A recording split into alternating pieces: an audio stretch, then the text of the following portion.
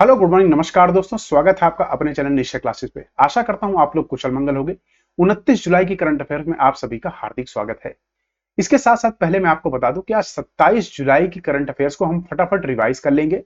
28 तारीख को हमने, याद है, संडे को पूरे वीक का हमने रिवीजन किया था, जैसे कि हम कई महीनों से करते आ रहे हैं। ठीक है, क्योंकि अगर रिवीजन नहीं करेंगे तो हम पीछे वाला सब भूल जाएंगे। आइए 27 तारीख को फटाफट रिवाइज करके आज 29 तारीख का स्टार्ट करते हैं। तो 27 तारीख में पहला प्रश्न था, जल शक्ति मंत्रालय द्वारा कितने शहरों को खुले में शौच मुक्त प्लस ओडीएफ प्लस कहते हैं ना, ओपन डेफिकेशन फ्री प्लस घोषित किया गया था। तो 5,47,283 शहर थे ऐसे। अगला प्रश्न था, हाल ही में देश के 500वें सामुदायिक रेडियो स्टेशन का उद्घाटन कहां किया गया था? तो मिजोरम के आइजोल में किया था। किसने किया था? अश्विनी वैष्णव ने। यह ध्यान रखिएगा। हाल ही में समाचारों में देखी गई एनपीसीएस वत्सल योजना का प्राथमिक उद्देश्य क्या है? तो ध्यान रखिए, इसका उद्देश्य माता पिता और अभिभावकों को अपने बच्चों के भविष्य की वित्तीय जरूरतों के लिए योजना बनाने में मदद करना। अगला प्रश्न था, हाल ही में भारत के किस राज्य में लिथियम संसाधन पाए गए हैं?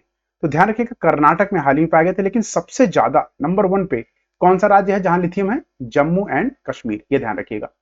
अगला प्रश्न था, इंडिया जोन अध्यक्ष के रूप में फिडे की, ठीक है, FIDE फिडे का, जिसे कहते हैं ना कि रूप में अध्यक्ष किसे चुना गया फिडे का? तो संजय कपूर को चुना गया। ये ध्यान रखिएगा। अगला था, राजभाषा गौरव सम्मान 2023-24 से किसे सम्मानित किया गया है? तो तमिलनाडु के एक PSU है, उसको दिया गया था। ठीक है, विशाखापट्टनम में। अगला प्रश्न था, हाल ही में किसे सबसे कम उम्र के MCA अध्यक्ष के रूप में चुना गया था? MC है क्या है? Mumbai cricket association. ठीक है, ये है। तो अजिंक्य नायक को चुना गया था। अगला प्रश्न था, हाल ही में कौन सा देश मर्कोसर समूह का पूर्णकालिक सदस्य बना है? तो बोलीविया अभी हाल ही में इसको ज्वाइन किया है। अच्छा, साउथ अमेरिका का एक समूह है मर्कोसर, यहाँ के देश है ना, इनका समूह। तकरीबन तकरीबन इसमें 6 देश हैं, ध्यान रखिएगा। ठीक है, और आर्थिक रूप से एक दूसरे की मदद के लिए ग्रुप बनाया गया था मर्कोसर। अगला है, पवन दीमन क्या है जो समाचारों में देखा गया? एक प्रकार की मिसाइल है जिसको इजराइल ने बनाया है। क्या? इजराइल। अब जैसे भी लिखते हैं आप, ये आपको ध्यान रखना है। ठीक है, इजराइल ने बनाया है। अगला है, समाचारों में देखा जाने वाला टिंजापिरिन क्या है? तो एक तरह के वैक्सीन है। तो 27 तारीख का ये हमारा पूरा करंट अफेयर्स रिवाइज हो गया। आइए 29 तारीख का पहला प्रश्न देखते हैं। पहला प्रश्न है, भारत के किस राज्य में सरकार ने 7 PM मित्र पार्क की स्थापना को मंजूरी दी है? ए मिजोरम, बी केरला, सी असम या डी तमिलनाडु? तो ध्यान रखिए, इसका सही उत्तर है डी, तमिलनाडु में हाल ही में सरकार ने यह घोषणा की है कि प्रधानमंत्री मित्र स्कीम लगाई जाएगी। ठीक है, ये मित्र स्कीम क्या है, इसको जानने से के लिए ये देखिए कि सरकार ने 7 PM एकीकृत वस्त्र क्षेत्र की स्थापना की है। तो क्या है ये? एकीकृत वस्त्र क्षेत्र की स्थापना, जिसको 4,445 करोड़ रुपए की परिव्यक्ता के साथ प्लग एंड प्ले सुविधा सहित विश्व स्तरीय बुनियादी ढांचे के साथ ग्रीनफील्ड ब्राउनफील्ड साइट तमिलनाडु को विरुधनगर में स्थापित की जाएगी। ये आपको ध्यान रखना है। यह परिकल्पना की गई है कि पूरा होने पर प्रत्येक पार्क, जो 7 के 7 पार्क है ना, हर एक पार्क 1 लाख प्रत्यक्ष और 2 लाख अप्रत्यक्ष रोजगार पैदा करेगा। तमिलनाडु की बात करें, यहाँ के राज्यपाल हैं RN रवि, मुख्यमंत्री हैं यहाँ के MK स्टालिन, और राज्य पशु है यहाँ का नीलगिरी तहर, राज्य पक्षी है पन्ना कबूतर। यहाँ का नृत्य है जो ना, कहते हैं कि राज्य का नृत्य क्या है? तो भरतनाट्यम है। इसके साथ एक बार इसकी इंपॉर्टेंट रिवर को देख ले तो कावेरी नदी तमिलनाडु में बहती है, ध्यान रखिएगा। ठीक है, आइए अगला प्रश्न देखते हैं। अगला प्रश्न है, नीति आयोग की 9वीं गवर्निंग काउंसिलिंग की बैठक का विषय क्या है? Very important. आइए देखते हैं। तो ए ऑप्शन है आपका विकसित भारत 2047 का, या 5 ट्रिलियन अर्थव्यवस्था 2030 की, या विकसित भारत 2050, या भविष्य यहां है। इसका सही उत्तर है ए, विकसित भारत एट 2047। ये आपको ध्यान रखना है। इसके साथ ये ध्यान रखिएगा कि प्रधानमंत्री नरेंद्र मोदी 27 जुलाई 2024 को राष्ट्रीय भवन सांस्कृतिक केंद्र नई दिल्ली में नीति आयोग की 9वीं गवर्निंग काउंसिलिंग की बैठक की अध्यक्षता की है। तो इसके अध्यक्ष कौन है? प्रधानमंत्री नरेंद्र मोदी। ध्यान रखिए, PM इसके अध्यक्ष होते हैं नीति आयोग के। इसके CEO कौन है? VVR सुब्रमण्यन। ये ध्यान रखिएगा। वही योजना आयोग को केंद्र सरकार ने 13 अगस्त 2014 को खत्म कर दिया गया था, और उसके बाद नीति आयोग को लाया गया था। नीति आयोग की फुल फॉर्म है national institution for transforming India. ये स्थापना 1 जनवरी 2015 को हुई थी। ये प्रश्न आ जाते हैं कई बार, कब हुई थी स्थापना, कब इसको निरस्त किया गया था। ठीक है, अगला प्रश्न है, हाल ही में यूनेस्को की विश्व धरोहर स्थलों में शामिल चराई देव मोइदास्म किस राज्य में स्थित है? ए राजस्थान, बी झारखंड, सी आसाम या डी कर्नाटका? इसका सही उत्तर है सी, असम राज्य में ये स्थित है। ध्यान रखिएगा, ये देखिए कि मिट्टी के टीलों पर ये स्थित होते हैं। ठीक है, इसके साथ ये आपको ध्यान रखना है कि असम में अहोम राजवंश किसने बनाया था? इसको अहोम राजवंश के मोइदम को आधिकारिक तौर पर नई दिल्ली में यूनेस्को के 46वें धरोहर समिति सत्र की बैठक के दौरान 43वां विश्व धरोहर स्थल घोषित किया गया है। तो देखो कितने सारे प्रश्न आपके यहाँ तैयार हो गए। एक तो अहोम राजवंश के मोइदम है ये, दूसरा 46वां शिखर सम्मेलन कहां पर हुआ है यूनेस्को का? नई दिल्ली में यूनेस्को का। दूसरा कौन से नंबर का ये बना है? 83वें नंबर का विश्व धरोहर इसको घोषित किया गया है। ठीक है, सही में बात करें तो यूनेस्को के बारे में देखिए, जब भी प्रश्न आते हैं ना, खासकर यही आते हैं जो लेटेस्ट अभी उसमें इंक्लूड हो गए हैं और खासकर उसका मुख्यालय पूछ लिया जाता है। तो मोइदम तुमली है जो अहोम राजाओं की कब्रों पर बने मिट्टी के टीले हैं। अगर ये पूछ लिया जाए क्या है तो डालेंगे मिट्टी के टीले हैं। ठीक है, अहोम शाही परिवार के मोइदम चारांगदेव हैं।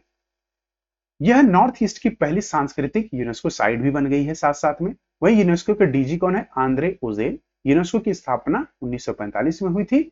यूनेस्को का मुख्यालय पेरिस, फ्रांस में है। अगला प्रश्न है, किस देश ने 19वें पूर्व एशियाई शिखर सम्मेलन की विदेश मंत्रियों की बैठक 2024 की मेजबानी की है? ए लाओस, बी वियतनाम, सी चाइना या डी इंडिया? इसका सही उत्तर है ए, लाओस ने की है। ध्यान रखिएगा। इसके साथ ये आपको ध्यान रखना है कि 19वां शिखर सम्मेलन 2024 में वियंतियाने में हुआ था। अगर ऑप्शन आता है लाओस नहीं आता तो ध्यान रखिए वियंतियाने, जो कि बहुत बड़ी सिटी है लाओस की। ठीक है, उसी के साथ ये ध्यान रखना है आपको कि पूर्वी एशिया शिखर सम्मेलन एक क्षेत्रीय मंच है जिसमें एशिया प्रशांत क्षेत्र के 18 सदस्य देश शामिल हैं, जिसमें आसियान के 10 हैं। आसियान में कितने सदस्य हैं? 10 हैं, और 8 गैर आसियान देश हैं। ये आपको ध्यान रखना है। अच्छा, आपके लिए एक होमवर्क प्रश्न है। आप ये बताइए कि इंडिया आसियान का परमानेंट मेंबर है कि नहीं? ठीक है, कमेंट कीजिए। वहीं सम्मेलन में 10 आसियान सदस्य देशों के विदेश मंत्रियों ने भाग लिया और अगले 5 वर्षों में आसियान भारत के व्यापक रणनीतिक साझेदारी में को बढ़ाने के लिए हस्ताक्षर किया है। पूर्वी एशिया शिखर सम्मेलन प्रक्रिया 2005 में मलेशिया के कोलालमपुर में पहले पूर्वी एशिया शिखर सम्मेलन के आयोजन के साथ शुरू की गई थी। अगर पूछे स्थापना कब हुई थी? 2005 में। ठीक है, भारत पूर्वी एशिया शिखर सम्मेलन का संस्थापक सदस्य है। ये भी बहुत इंपॉर्टेंट है, ध्यान रखिएगा। स्थापना 2005 में हुई थी, मैंने आपको बता ही दिया। इसके साथ ये मैप देख लीजिएगा, बहुत इंपॉर्टेंट है। तो एशियान के मेंबर्स ब्राउन में है। एशियान +3 कंट्रीज जो है ये ब्राउन और डार्क ब्राउन में है। ईस्ट एशिया समिट देखिए कि कौन कौन से देश इसके अंदर हैं। ठीक है, आइए अगला प्रश्न देखते हैं।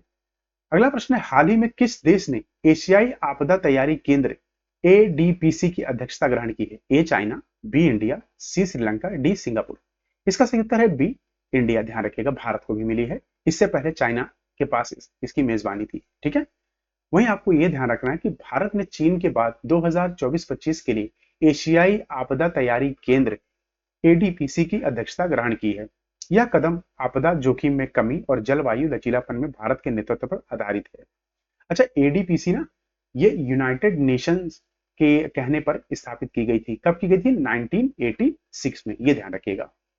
वो ADPC एक स्वायत्त अंतरराष्ट्रीय संगठन है जो एशिया और प्रशांत क्षेत्र में आपदा जोखिम में कमी और जलवायु लचीलापन पर केंद्रित है। इसकी स्थापना 1986 में भारत और 8 पड़ोसी देशों द्वारा की गई थी। अब देखिए 8 पड़ोसी देश कौन से? बांग्लादेश, कंबोडिया, चीन, नेपाल, पाकिस्तान, फिलीपींस, श्रीलंका, थाईलैंड। ठीक है, अगला प्रश्न है, भारत में हाल ही में भारत और किस देश के बीच सांस्कृतिक संपत्ति समझौते पर हस्ताक्षर किए हैं? A Australia, B UK, C USA या डी फ्रांस? तो ध्यान रखिए, इसका सही उत्तर है सी, यूएसए के साथ अभी हाल ही में ये हमने समझौता साइन किया है। वहीं भारत और संयुक्त राज्य अमेरिका ने भारतीय पुरावेशों की अवैध तस्करी जो होती है ना, जैसे कि हमारे यहाँ के एंटीक जो मूर्तियां होती है ना, उनको क्या होता है कि तस्करी करके बाहर विदेशों में बेच दिया जाता है। इसके करने से अब क्या होगा कि विदेशों में, अमेरिका में तो नहीं बेच पाएंगे। ठीक है, क्यों? क्योंकि 1970 के यूनेस्को कन्वेंशन के तहत ये हमने साइन कर रखा है कि एक दूसरे को, अब हम एक दूसरे की जो पुरावेशों की अवैध तस्करी है ना, वो हम रोकेंगे। ठीक है ना, इसे अपने पहले सांस्कृतिक समझौते पर हस्ताक्षर किए हैं। पहला समझौता है, हस्ताक्षर किए हैं। वहीं भारत और संयुक्त राज्य अमेरिका ने भारत मंडपम नई दिल्ली 46वें विश्व धरोहर समिति, तो ध्यान रखिए फिर से अगेन आ गया, अगर क्वेश्चन आता है 46वां विश्व धरोहर समिति की बैठक कहां हुई थी, तो नई दिल्ली में हुए थे। ये गांठ बांध लो अपने दिमाग में, ठीक है। वही केंद्रीय सांस्कृतिक और पर्यटन मंत्री कौन है, श्री गजेंद्र सिंह शेखावत, ठीक है, ध्यान रखिएगा। अगला प्रश्न है international film festival of India IFFI के महोत्सव निदेशक के रूप में किसे नियुक्त किया गया है। इंपॉर्टेंट क्वेश्चन है। ए शेखर कपूर, बी संजय लीला भंसाली, सी अमिताभ बच्चन या डी महेश भट्ट। इसका सही उत्तर है ए शेखर कपूर को हाल ही में इस पद पर अभी नियुक्त किया गया है, ठीक है। इसके साथ ये ध्यान रखिए ये शेखर कपूर जी हैं। इसके साथ आपको ये ध्यान रखना है कि मोस्ट इंपॉर्टेंट जो भी अभी नियुक्तियां हुई है ना, उन सबको हम यहाँ पर रिवाइज कर लेते हैं। जैसे सुमन कुमारी को बीएसएफ की पहली महिला स्नाइपर अभी बनाया गया है। अनुराग अग्रवाल को संसद सुरक्षा का प्रमुख बनाया गया है। AM खानविलकर को लोकपाल अध्यक्ष बनाया गया है। इंद्रमणि पांडे को बिम्स्टेक जनरल सेक्रेटरी बनाया गया है। रघुराम अय्यर को भारतीय ओलंपिक संघ का CEO बनाया गया है। अनिल कुमार लोहट्टी को ट्राई का हेड बनाया गया है। नवाब सलाम को इंटरनेशनल कोर्ट ऑफ जस्टिस का नया अध्यक्ष बनाया गया है। सिंधु गणपति को दक्षिण रेलवे की पहली ट्रांस महिला टीटी बनाई गई है। राष्ट्रीय चिकित्सा आयोग के नए अध्यक्ष BN गंगाधर को बनाया गया है। वहीं मनोला मार्केज को भारत फुटबॉल टीम के मुख्य कोच बनाया गया है। जॉर्जेज एलहेड्री को HSBC का नया CEO नियुक्त किया गया है। वर्सुला वान डेर लेन को 2024 से 29 तक अवधि के लिए यूरोपीय आयोग के अध्यक्ष रूप में चुना गया है। विनय मोहना क्वात्रा को अमेरिका के भारत का राजदूत बनाया गया है। यूरोपीय संसद की अध्यक्षता फिर से रॉबर्ट मेसोला को बनाया गया है। वहीं महारेरा के अध्यक्ष के रूप में मनोज सैनी को चुना गया है। सरकार ने रॉबर्ट जे रवि को BSNL का CMD नियुक्त किया गया है। कोटेश्वर सिंह और R महादेवन को सुप्रीम कोर्ट के न्यायाधीश के रूप में भी नियुक्ति मिली है, बहुत इंपॉर्टेंट है। वहीं सुमन सिन्हा को CEO क्लाइमेट लीडर्स का अध्यक्ष चुना गया है, ठीक है। आइए अगला प्रश्न देखते हैं।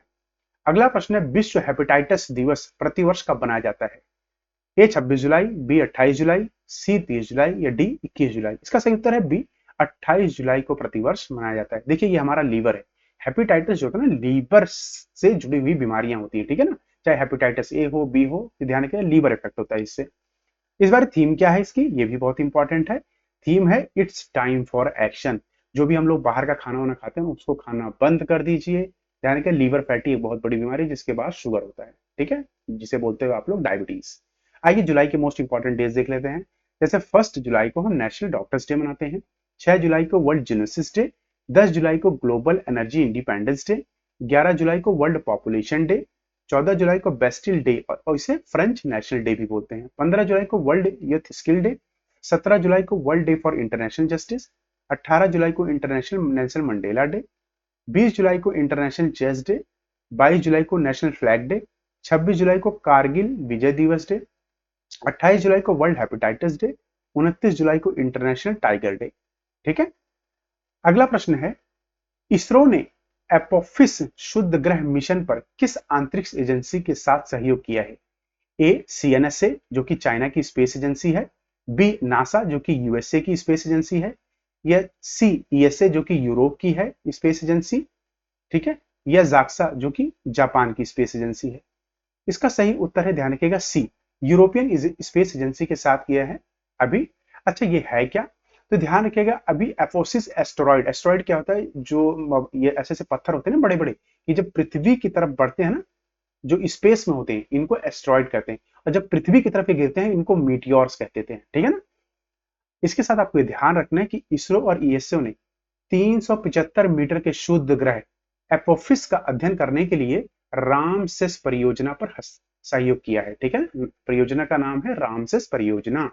2029 में पृथ्वी से तकरीबन 32,000 किलोमीटर दूर से गुजरेगा ये।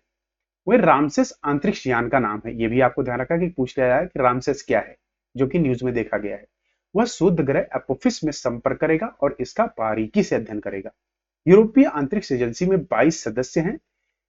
इसका गठन हुआ था 30 मई 1975 को। मुख्यालय इसका पेरिस फ्रांस में। इसरो की बात करें तो स्थापना इसकी 1969 में हुई थी और बेंगलुरु कर्नाटक में इसका मुख्यालय है। अध्यक्ष इसके S सोमनाथ। अगला प्रश्न है किस भारतीय एथलीट ने पेरिस ओलंपिक में पहला पदक जीता है। 2024 की बात कर रहे हैं हम, अभी आज ही जीता इन्होंने। आज ही का मतलब जब हम वीडियो बना रहे हैं, ध्यान रखिएगा 28 तारीख को ये पदक इन्होंने अपने नाम किया है।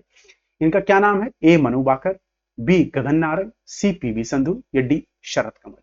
इसका सही उत्तर है ए मनु भाकर ने अभी हाल ही में यह मेडल अपने नाम किया है। तो ध्यान रखिएगा ब्रॉन्ज मेडल इन्होंने जीता है, ठीक है। Bronze medal 10 meter women pistol में जीता है इन्होंने, ठीक है। यह है मनु बाकर। साथ में ये ध्यान रखिएगा पेरिस ओलंपिक 2024 में महिलाओं की 10 मीटर एयर पिस्टल स्पर्धा में कांस्य पदक जीता मनु बाकर ने। वहीं ओलंपिक्स के सारे इंपॉर्टेंट क्वेश्चन ये हैं, सबको देख लीजिए। जैसे कि बिल्किश मीर को पेरिस में होने वाले 33वें ग्रीष्मकालीन, कौन सा है 33वां, 2024 में ज्यूरी सदस्य नियुक्त होने वाले पहले भारतीय बने हैं। अभिनव बिंद्रा को 2024 पेरिस ओलंपिक के लिए टॉर्च बियरर पूछ लिया था कि इंडिया का टॉर्च बियरर कौन था, तो ध्यान रखिए अभिनव बिंद्रा, ठीक है। पेरिस ओलंपिक्स में भारत की महिला ध्वजवाहक पूछा जाएगा तो पीवी सिंधु, और पुरुष ध्वजवाहक पूछा जाएगा तो शरद कमल, दोनों टेनिस प्लेयर हैं। थॉमस बाग अंतरराष्ट्रीय ओलंपिक समिति के अध्यक्ष हैं, ये ध्यान रखिएगा। पेरिस ओलंपिक 2024 का मस्कट क्या है? ओलंपिक फ्रिज, ठीक है, ये रहा ओलंपिक फ्रिज।